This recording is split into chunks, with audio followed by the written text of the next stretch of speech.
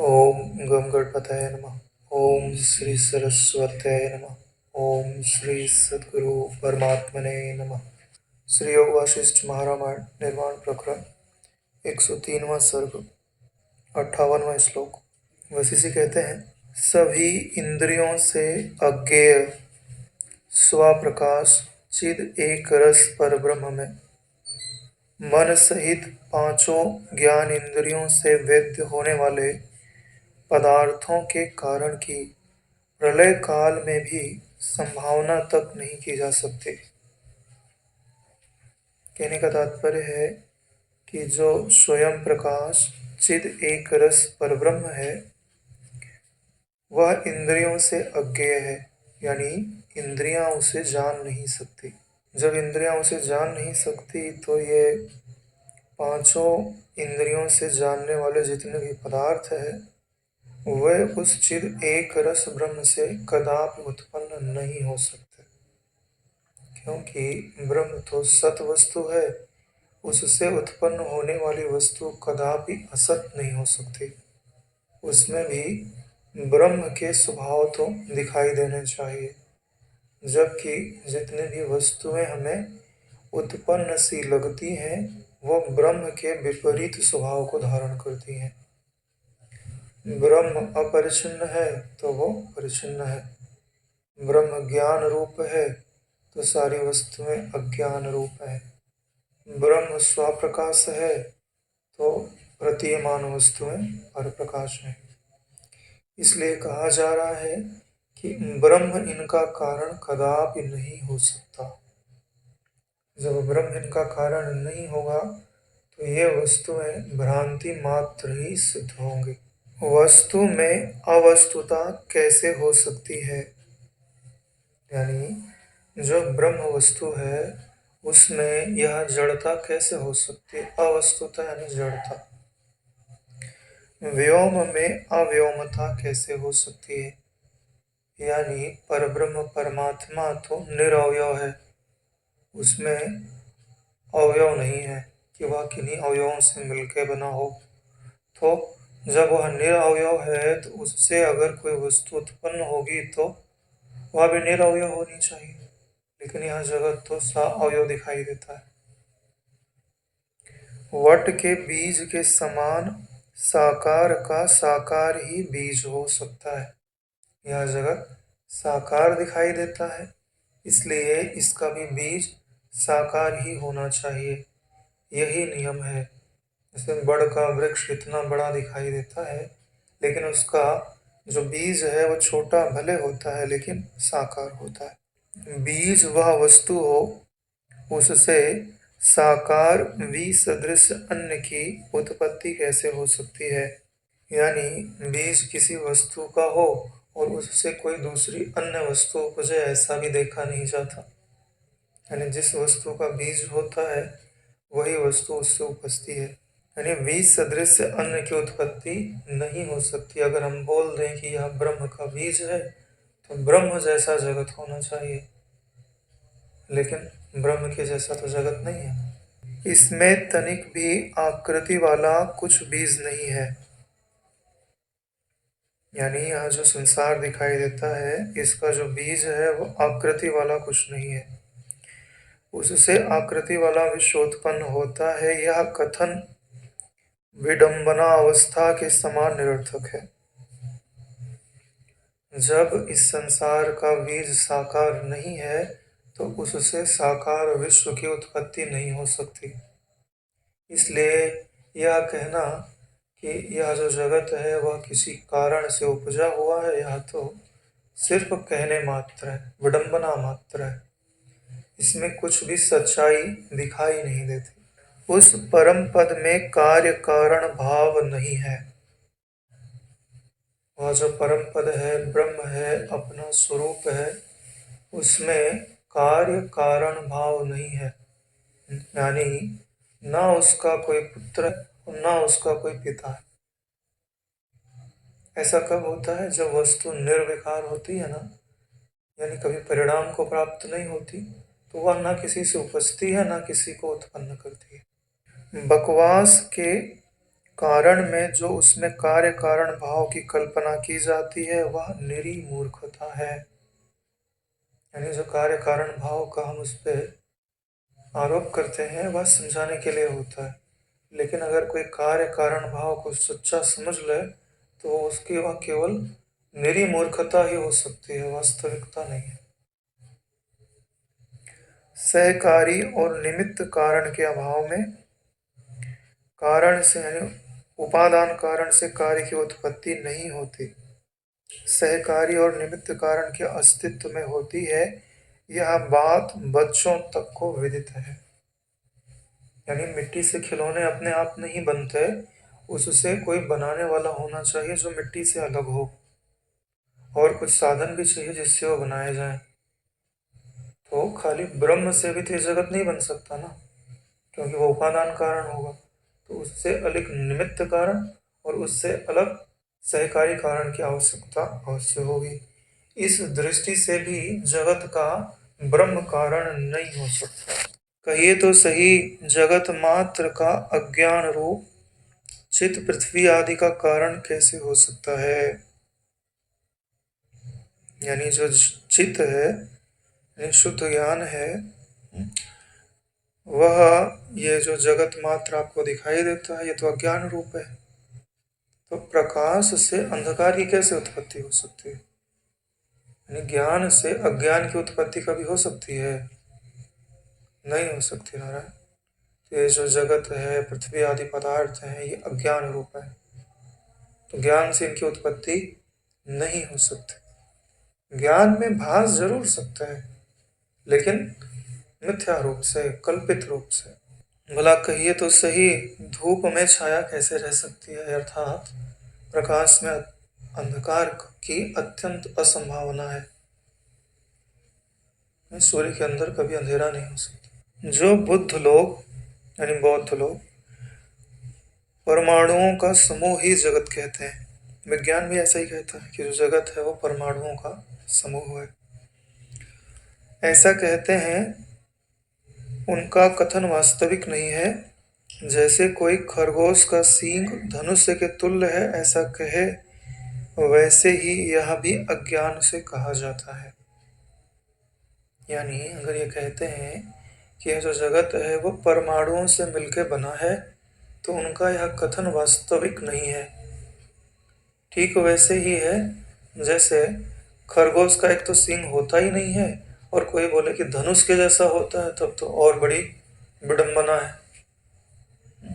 अगर यह मान भी लिया जाए कि यह परमाणुओं से मिलकर बना है, ठीक है, तो परमाणु इसके उपादान कारण हुए, तो निमित्त कारण और सहकारी कारण भी तो गिनाओ कि उन परमाणुओं को कौन आपस में मिलाता है और कौन कहाँ पे स्थापित करता है, ये सब भी तो बताना पड़ेगा। अपने आप तो कुछ होता नहीं, ये तो सहज सिद्धांत है ना। यदि परमाणुओं का समूह मिलकर जगत की रचना करता, तो अवयवभूत वे जब चाहते तब आकाश में उड़ते, जब चाहते नीचे गिरते। इस प्रकार जगह जगह घर घर प्रतिदिन उनकी अपूर्व धूल की अंबार लग जाती अथवा बड़ा गड्ढा हो जाता। दूसरी बात यह भी है कि परमाणु नामक निरअवयव कोई द्रव्य किसी को दिखाई नहीं देता। जालों के अंदर सूर्य की किरणों में सअवयवी रजकण दिखाई देते हैं।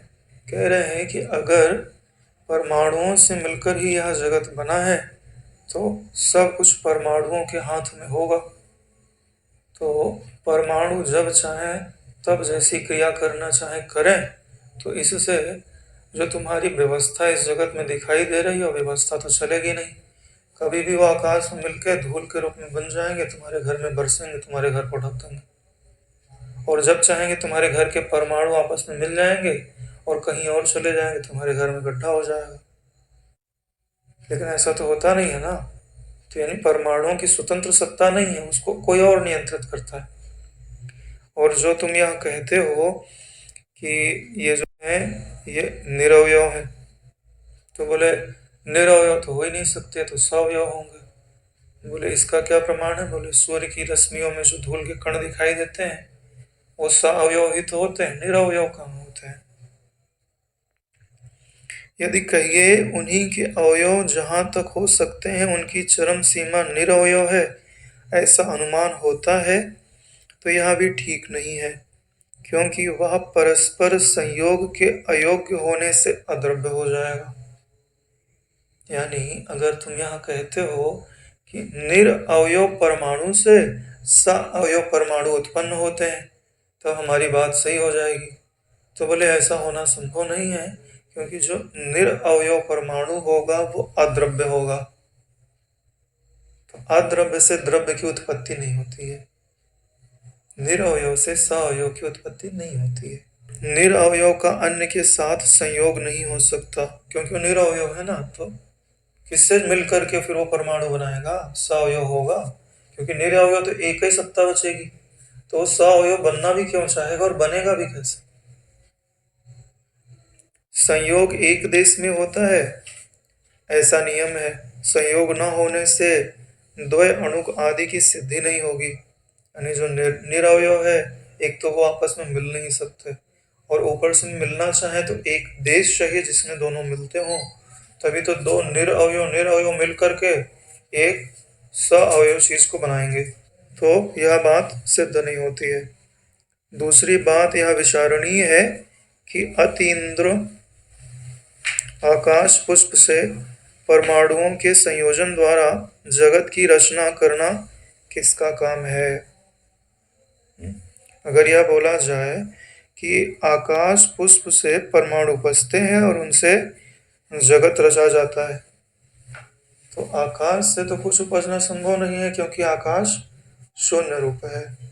तो उससे अगर तुम जगत की उत्पत्ति कहते हो, तो तुम्हारा जो जगत है वह शून्य रूप ही सिद्ध होगा, सत्य सिद्ध नहीं होगा। क्या किसी असंसारी पुरुष का वह काम है या संसारी पुरुष का, यानी यह जो जगत आपको दिखाई देता है, इसको किसी संसारी व्यक्ति ने बनाया है कि असंसारी व्यक्ति ने बनाया है। विचार करके देखिए, दो ही तरह के तो लोग होते हैं, एक तो जो संसार के अंदर हैं, दूसरे जो संसार के बाहर हैं।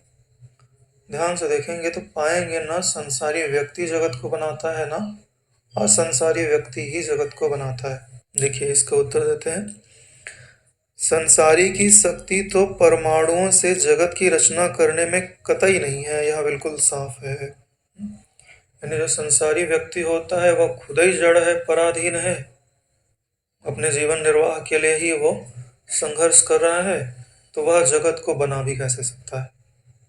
ठीक है, यह तो सिद्ध है, नहीं तो जितने मनुष्य सब अपना जगत नहीं बना लेते। अब बात करते हैं असंसारी की।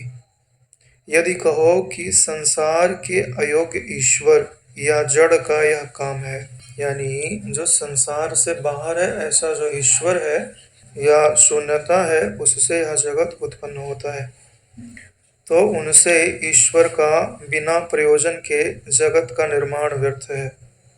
जो ईश्वर या शून्य से जगत की उत्पत्ति कही जाती है, उनसे इस जगत की उत्पत्ति हो नहीं सकती, क्योंकि जगत की उत्पत्ति के लिए उनका प्रयोजन भी होना चाहिए कि हम इसको क्यों बनाएं, क्योंकि बिना प्रयोजन के कोई कार्य होता नहीं है।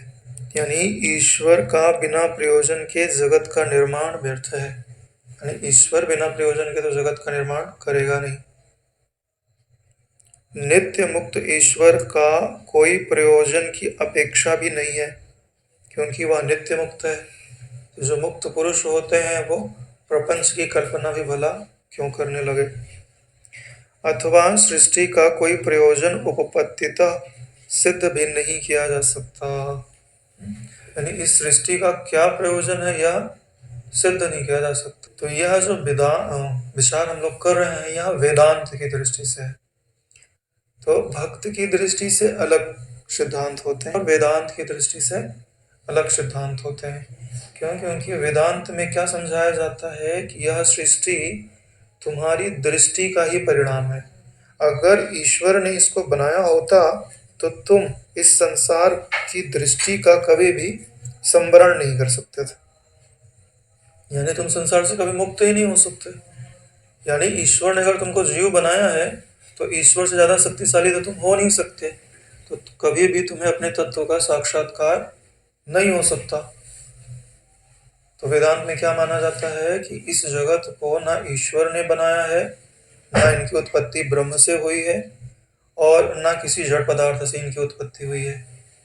तो इसका मतलब क्या होगा कि ये भ्रांति रूप होगा, और जो भ्रांति होती है वह ज्ञान से निवृत्त हो जाती है। जबकि भक्ति सिद्धांत में क्या कहा जाता है कि इस जगत को ईश्वर ने बनाया है, यानी निमित्त उपादान कारण इस संपूर्ण जगत का वह ईश्वर है, क्योंकि उन्हें ईश्वरता को प्राप्त होना है ना। लेकिन वेदांत के सिद्धांत अलग होते हैं। इस जगत का ना कोई निमित्त कारण है, ना कोई उपादान कारण है, और जो वस्तु अकारण भासती है उसे भ्रांति कहा जाता है, और भ्रांति सदैव अपने अधिष्ठान के बोध से निवृत्त हो जाती है। जैसे रेत में जल दिखाई दे रहा है और तुम पास में जा करके देखो तो वहां रेत ही रेत दिखाई दे, तो जो जल दिखाई दे रहा था वो बाधित हो गया। ठीक है ना। हे श्री रामचंद्र जी, उक्त जगत सृष्टि रूप कार्य किसी का अबुद्धि पूर्वक तो हो नहीं सकता। यानी यह जो जगत आपको दिखाई दे रहा है, यह मान लो कि किसी ने बनाया हुआ है, उसका कार्य है, तो उसने बुद्धि पूर्वक बनाया होगा ना, अबुद्धि पूर्वक तो नहीं बनाएगा, क्योंकि किस जगत में व्यवस्था दिखाई देती है, तो बिना बुद्धि के तो उत्पत्ति नहीं होती ना। इसलिए तो महातत्व बोला जाता है। जो भक्ति परक ग्रंथ है या सांख्य है, उसमें क्या कहा जाता है, अव्यक्त प्रकृति, फिर महातत्व, फिर अहंकार, फिर पंच महाभूत, और फिर उनसे यह जगत की उत्पत्ति कही जाती है। तो यह आकार महातत्व बोला जा रहा है, यानी बुद्धिपूर्वक होगा ना, अबुद्धिपूर्वक तो हो ही नहीं सकता। अरे भाई, हर व्यक्ति को उसके कर्म का फल दिया जा रहा है, तो व्यवस्था है ना। और बुद्धिपूर्वक तो उस व्यर्थ काम को कौन पागल करेगा। अब बोलते हैं कि अगर बुद्धिपूर्वक इस जगत की रचना की गई है तो उसमें क्या दोष आता है कि इस जगत का उद्देश्य क्या है, कोई उद्देश्य नहीं है ना। तो इसको बनाएगा कौन, यहाँ तो लिखा है कौन पागल बनाएगा, क्योंकि पागल ही ऐसा काम कर सकता है। क्योंकि ध्यान से देखो, आपका जो स्वरूप है वो नित्य मुक्त है, और आपकी ही कल्पना यह जगत है, और आप अपनी ही कल्पना में उलझे हुए हो। सच्चाई है। तो पागलपन जैसा कार्य है कि नहीं है। माया रचित तो आप ही, और आप ही तो फंस गया। ऐसा महा आश्चर्य है कि तू भूल अपने को गया। इसीलिए दोनों बात यहाँ सिद्ध हो जा रही है, ना इसको किसी ने बुद्धिपूर्वक बनाया है, ना अबुद्धिपूर्वक बनाया है। बुद्धि होती तो बनाता क्यों, और अबुद्धि होती तो ऐसा बना ही नहीं सकता था। वैसे की बात काटी नहीं जा सकती। जड़ वायु की बुद्धिपूर्वक चेष्टा नहीं है।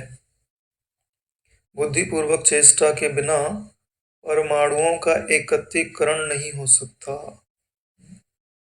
जैसे जो जड़ वायु होती है वो बुद्धिपूर्वक चेष्टा नहीं करती, क्योंकि जड़ है। अगर वो चेष्टा कर रही है तो बुद्धिपूर्वक कर रही है, तो उसका मतलब वो जड़ नहीं है, वो चेतन है। ऐसे बोल रहे हैं कि ये जो परमाणु आपस में एकत्र हो जाते हैं, इनमें बुद्धि कारण हो सकती है, अबुद्धि कारण नहीं हो सकती।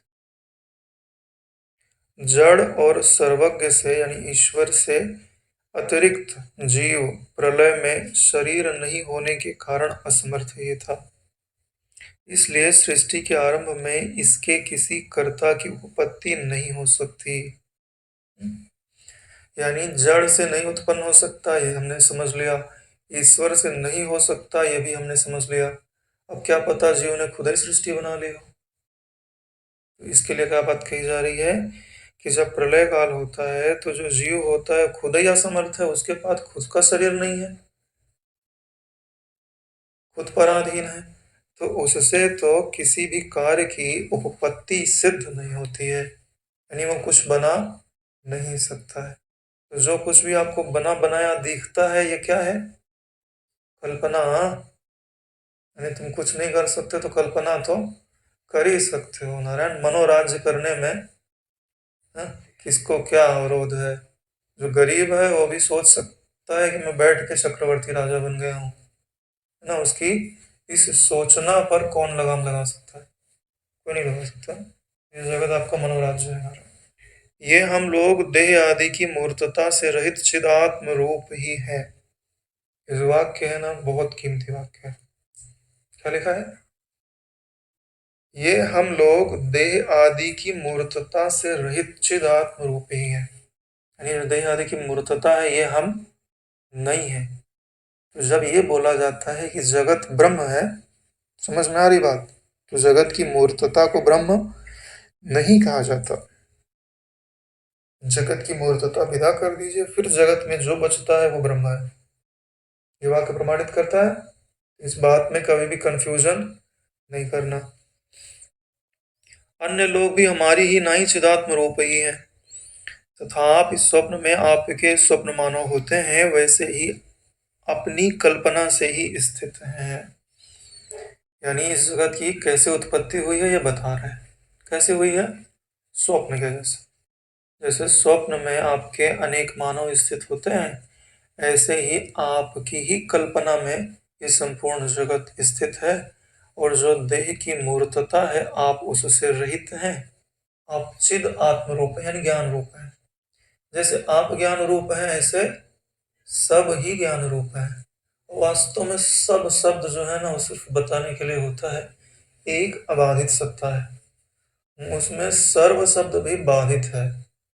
अरे जब अलग अलग वस्तुएं होवे तब मैं सबको इकट्ठा करके सर्व बोलूं।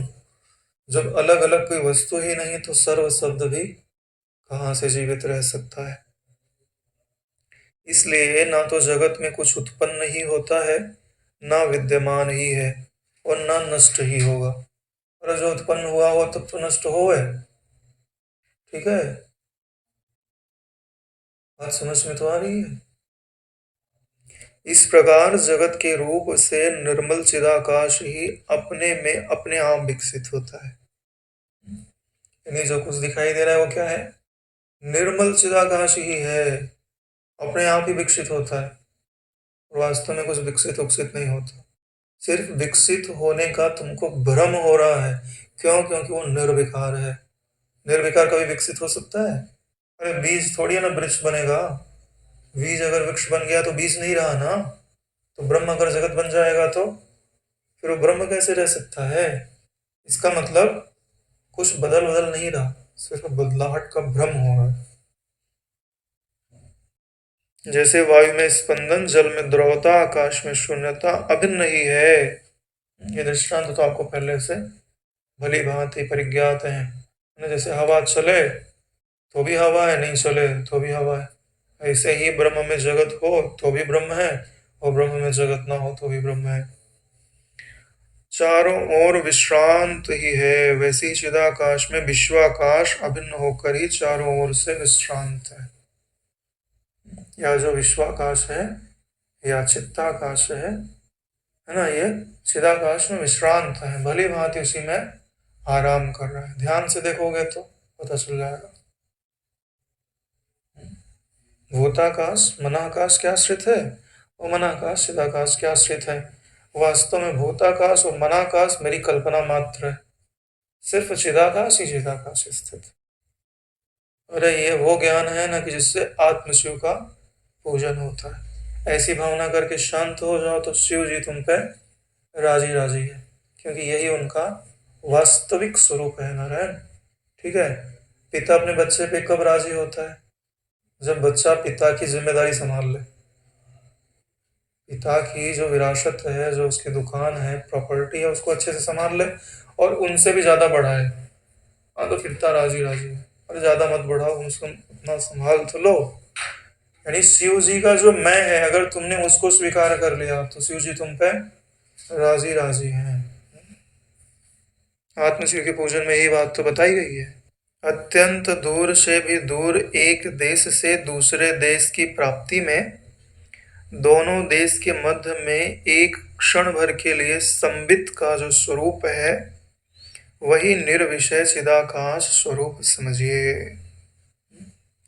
यानी जो हमारी वृत्ति है जब एक देश से दूसरे देश जाती है तो उसके बीच में जब वह किसी देश में नहीं होती तो वो कहाँ होती है? निर्विषय चिदाकाश में। वास्तव में वही शुद्ध संबित का स्वरूप है। उसी को पहचान लीजिए, वही आपका मैं है। फिर दोनों देश को छोड़ दीजिए, स्वरूप में स्थिति हो गई, है ना। ये घटना तभी घटती है जब जगत रूपी देश से व्यक्ति स्वप्न रूपी देश में जाता है। तो बीच में जो ट्रांजिशन का पीरियड है या ट्रांजिशन का जो प्लेस है वो चिदाकाश है। इसीलिए बोलते हैं कि वृत्ति के अंतराल में स्थित होना चाहिए या श्वासों के अंतराल में स्थित होना चाहिए, वही आपका वास्तविक स्वरूप कहा जाता है। और चलो समझते हैं उसको वास्तविक स्वरूप क्यों बोलते हैं, क्योंकि वहां कोई वृत्ति नहीं है क्या? वृत्ति नहीं है तो वृत्ति जिसमें भासती थी वही प्रत्यक्ष है। जिसमें भासती वो क्या है? वो शुद्ध ज्ञान या प्रज्ञान। ठीक है, इसीलिए क्या बोलते हैं? प्रज्ञानम ब्रह्म। ऋग्वेद का ऐतरेय उपनिषद का महावाक्य है, प्रज्ञानम ब्रह्म। सब पदार्थों का संविद आकाश ही परमार्थ स्वभाव है। सब पदार्थों का संविद आकाश ही। संविद आकाश समझते हैं? सब पदार्थ कहाँ अनुभूत होते हैं? ज्ञान में। ज्ञान से अलग उनकी अनुभूति हो सकती है नहीं। उसी ज्ञान को क्या बोलते हैं? संवित। जब आपने ऐसे समझ लिया कि सारे पदार्थ कैसे हैं? संवित आकाश रूप, तो आपको किस चीज का ज्ञान हो जाता है? उस वस्तु के परमार्थ स्वभाव का। वे सब पदार्थ संविद आकाश में चिदाकाश सदृश चिदाकाश रूप ही है। ठीक है, क्लियर है? संविद आकाश रूप है, संविद आकाश में है और संविद आकाश से उत्प्रोत है। तो अब करना क्या है? इसलिए विश्व की चिदाकाश रूप से भावना करनी चाहिए, शून्य रूप से भावना नहीं करनी चाहिए। इनकी जो भावना करना है यही आत्मशिव का पूजन है। ये जितने भी प्राणी दिखाए थे ना, बोला आकृति हट जाओ, फिर जो आकृति के बाद एक ज्ञान सत्ता बचती है वही परम शिव है। मैं उन्हीं की शरण होकर उनसे एक हो रहा हूँ। अब मैं अपने परिचिन्न मैं को स्वीकार नहीं करता। ओम करते हुए शांत हो जाओ, शिव करते हुए शांत हो जाओ। ठीक है, एक चिदाकाश अनंत सत्ता में आकाश को तो जो व्याप्त है उसी को संवित आकाश चिदाकाश ब्रह्म चाहे जो बोल लो, ऐसा उसमें शांत होना ही उसका परम भोजन है। पूर्वोक्त चिदाकाश की स्वभाव से अभिन्न ही विवर्त भाव से जो परम स्थिति है उसी को आपातदर्शी व्यवहारी जगत नाम से पुकारते हैं। यानी जगत किसे कहते हैं? यहाँ जो एक चिदाकाश सत्ता फैली हुई है उसी का जो विवर्त है, विवर्त के कारण जो ब्रह्म दिखाई देता है विवर्त रूप से, उसी को क्या कहा जाता है? आपातदर्शी व्यवहारी। आपातदर्शी मतलब अल्पकाल के लिए जो देखता है उसको वही सही दिखाई देता है। आजकल खाने पीने की चीजों को भी ऐसा मेकअप कर दिया जाता है कि लगता है कि कोई वस्तु है। ध्यान से देखते पता चलता है कि नहीं चॉकलेट से ये पूरा ना मंदिर बनाया हुआ है, या केक के ऊपर ये व्यक्ति के चेहरे की डिजाइन बनाई हुई है। पहली नजर में लगेगा ये तो कोई दूसरी वस्तु है। ऐसे ही आपातः व्यवहारदर्शी का मतलब क्या है? दो पल देखा, परीक्षण किया नहीं, उसके बारे में निर्णय दे दिया, उसको क्या बोलते हैं? आपातदर्शी व्यवहारी। ठीक है, किसी वस्तु पर ध्यान दो, विचार करो किससे मिलके बनी है, इसका पिता कौन है, माता कौन है, ये दिख क्यों रही है। ठीक है, तब तो निर्णय लोगे। इसलिए जगत और चिदाकाश ये दो कदापि परस्पर भिन्न भिन्न पदार्थ नहीं है। जैसे पवन और स्पंद दोनों का एक ही रूप है वैसे ही इन दोनों का एक ही रूप है। लेकिन जब तुम बात समझ जाओ तब ना, यानी ब्रह्म का विवर्त ही यह जगत है, या बात अच्छे से समझ जाओ तो क्या होगा? ब्रह्म और जगत दो भिन्न वस्तुएं नहीं प्राप्त होंगी, एक ही वस्तु। क्षण भर में एक देश से दूसरे देश की प्राप्ति में मध्य में ज्ञान का सकल विशेषों से शून्य जो स्वरूप है वही अनुभव का मुख्य दृष्टांत है, उससे अन्य नहीं। यानी जब वृत्ति एक देश से दूसरे देश जाती है तो उसके मध्य में जो ज्ञान है वो सकल विशेषों से शून्य है, यानी वहां कोई विशेषता नहीं है। ये विशेषता नहीं हमारी सबकी जो है ना, धज्जियां उड़ा के रखी है। सब विशेष होना चाहते हैं, सामान्य सत्ता में कोई स्थिर रहना नहीं चाहता, है ना। तो वहाँ कोई विशेषता नहीं है। विशेषता न होने के कारण क्या होता है कि जो अपना वास्तविक स्वरूप है वहाँ उसी रूप में अनुभव में आता है। वही अनुभव का मुख्य दृष्टांत है, इससे अन्य नहीं है। यानी वहाँ दृष्टांत की जरूरत ही नहीं है नारायण। वहाँ तुम अपने स्वरूप का बिना दृष्टांत के ही अनुभव करते हो। वहाँ बताना थोड़ी पड़ता है कि तुम शांत स्वरूप हो, वहाँ तुम शांति का प्रत्यक्ष अनुभव करते हो। हे श्री रामचंद्र जी, वही अशेष विशेषों से शून्य चिदाकाश सब भूतों का स्वभाव है। अशेष विशेषों से शून्य यानी जितने भी विशेष हैं या विशेषण हैं उनसे जो शून्य है, और उसके बाद भी जो बचता है वही जो चिदाकाश है, वही सब भूतों का, जितने भी प्राणी दिखाई देते हैं सबका वही स्वभाव है, वास्तविक स्थिति है उनकी। स्वभाव यानी स्वरूप है, भासमानता के लिए भाव शब्द लगाया हुआ है। उसी में ज्ञानी लोग समाधि द्वारा स्थित रहते हैं। जो ज्ञानी लोग हैं उसी का इतना प्रगाढ़ चिंतन करते हैं कि मन में जितनी भी विकल्पना होती है वो सब शांत हो जाती है। मन का विकल्प रहित होना ही तो समाधि कहा जाता है। चिदाकाश रूप उससे ये पृथ्वी आदि पदार्थ विचलित नहीं होते। चिदाकाश रूप उससे ये जो पृथ्वी आदि पदार्थ है ना, विचलित नहीं होते का मतलब न पृथ्वी उसको स्पर्श करती है, न वो पृथ्वी को स्पर्श करता है। यानी भ्रांति दिखती है तो दिखती रहे, उसको इससे कोई विरोध नहीं है, क्योंकि ये दिखने मात्र ही है। यह विश्व चिद रूपी दर्पण में आभास आकाश ही है। ये जो ज्ञान रूपी दर्पण है उसमें जो प्रतिबिंब दिखाई दे रहा है उसी का नाम विश्व है। उसका अवभाषण भी चित्त की प्रभा रूप ही है, यानी ज्ञान का प्रकाश ही है। निराकार अविनाशी चतु स्वभाव को ही विद्वान पुरुष जगत कहते हैं। क्या बोल रहे हैं? निराकार है यानी आकार नहीं है, अविनाशी यानी शाश्वत है, चित स्वभाव है यानी ज्ञान रूप है। और विद्वान लोग उसको जगत बोलते हैं। जो साकार है, जड़ है ना, विनाशी है, उसको जगत नहीं कहते। नहीं, किस रूप से जगत और ब्रह्म की एकता है, समझ गए ना। निराकार होना चाहिए, अविनाशी होना चाहिए और चित स्वभाव होना चाहिए, तब जगत की ब्रह्म से एकता है। यह जगत ना तो उत्पन्न होता है, ना उत्पन्न होकर नष्ट ही होता है, ना कभी भविष्य में होने वाला ही है।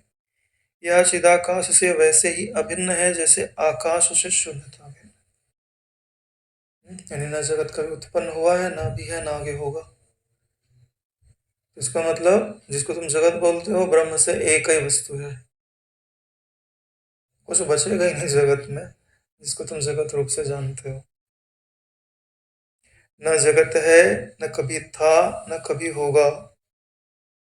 यह परम शांत चिदाकाश का आत्मा में ही आभास हो रहा है। जो आभास हो रहा है तुम उसको जगत बोलते हो, लेकिन वास्तव में आभास भी ज्ञान ही है। ज्ञान रूप से देखो ना उसको।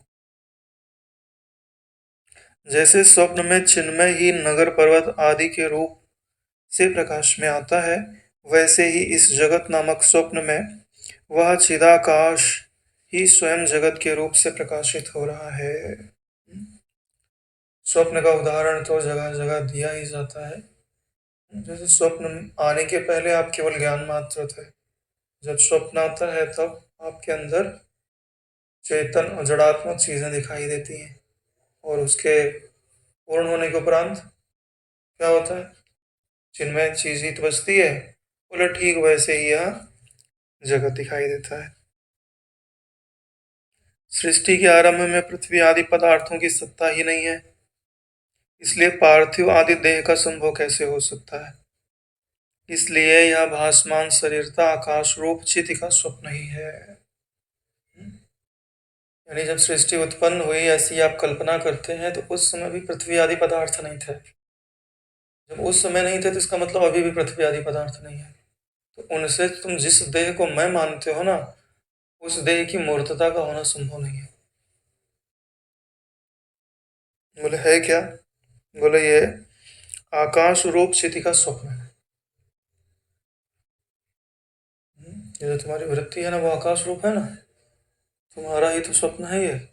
स्वयंभू नाम का अपना शरीर महाचिति का पहला स्वप्न है। जब वो महाचिति स्वप्न देखना प्रारंभ करती है तो जो उसका पहला स्वप्न होता है उसमें वो अपने को ब्रह्मा रूप में, स्वयंभू ब्रह्मा के रूप में देखती है।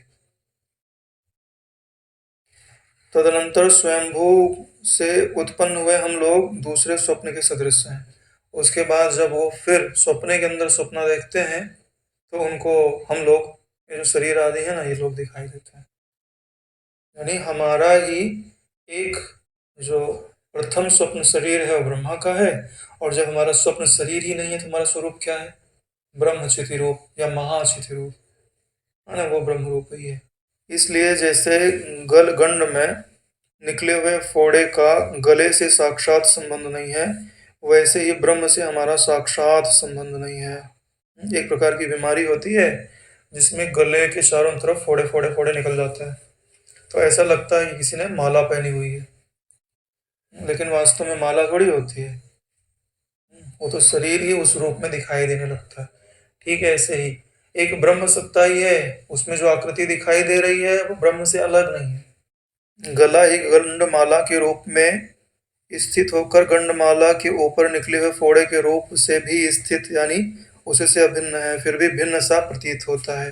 वैसे ही ब्रह्म भी हिरण्यगर्भ व्यष्ट जीव रूप असत्य पुरुष होकर देह रूप से पृथक प्रतीत होता है। यानी ये जो जगत है वो ब्रह्म से अभिन्न है, फिर भी पृथक प्रतीत होता है। जभी से ब्रह्म जीव रूप हुआ तभी से यह मिथ्या जगत स्थित है। ब्रह्म से लेकर तृण पर्यंत सारा जगत स्वप्न जगत के समान असत्य ही है। जैसे स्वप्न का जगत असत्य होता है, ऐसे ब्रह्मा से लेकर के तृण पर्यंत सारा जगत असत्य है और स्वप्न जगत के समान नष्ट भी हो जाता है।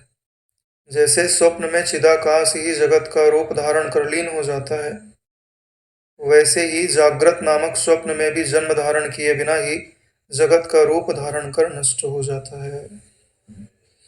जैसे सपना है ना, चिदाकाश ही उनका रूप धारण करता है और फिर स्वप्न में जो आकृतियां बनती है वो नष्ट हो जाता है। ठीक वही हाल जागृत के विषय में भी होता है। जैसे स्वप्न में संबित ही नगर पर्वत नदी आदि के रूप से उदित होती है, फिर भी असत्य होती है, असत्य होते हुए भी अनुभूत होती है, ठीक वैसे ही यह जो जगत है वह भी संबित रूप से उदित होता है, संबित रूप ही है। संबित की दृष्टि से वह ब्रह्म रूप है और नाम रूप की दृष्टि से वह शून्य रूप है। स्वप्न नगर आदि के समान ही निराकार होते हुए भी साकार सी संबित जगत रूप से स्थित है। यानी स्वप्न के समान तो निराकार है, लेकिन अगर आप विचार करके नहीं देखो तो साकार सी दिखाई देती है।